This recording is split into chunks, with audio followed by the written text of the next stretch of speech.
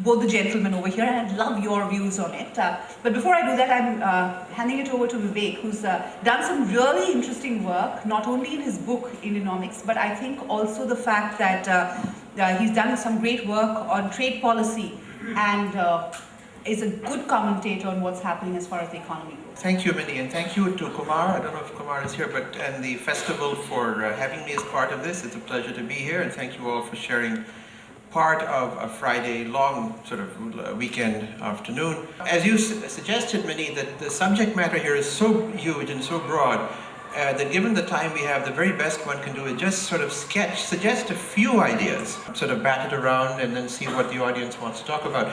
Now, you suggested that there might be a conflict among what you call these three verticals: economy / business, politics, and society.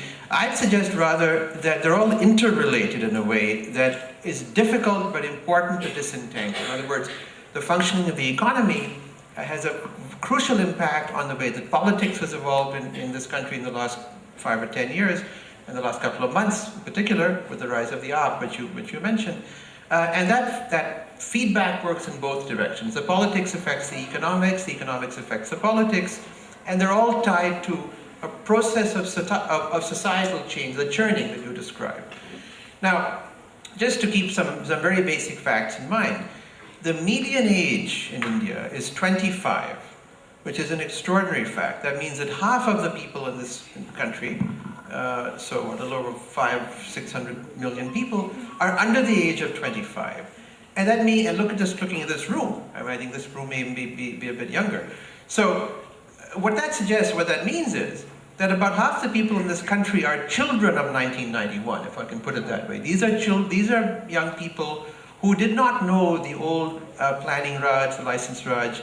They are products of economic liberalization. They've lived in a global India, an India connected to the outside world through flows of trade that you talked about, investment, multinational corporations, and aspiration.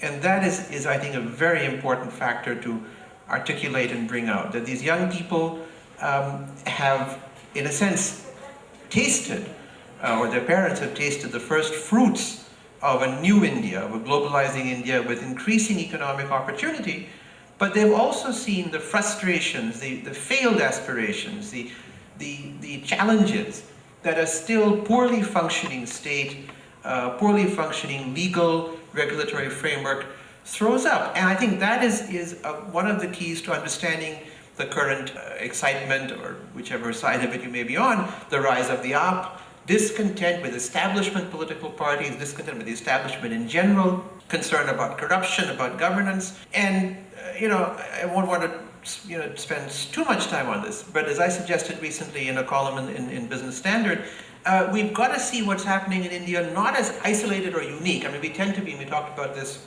before the session started, a little inward looking. I mean, large sort of continental countries, whether it's the US or India, tend to be a little inward looking and insular.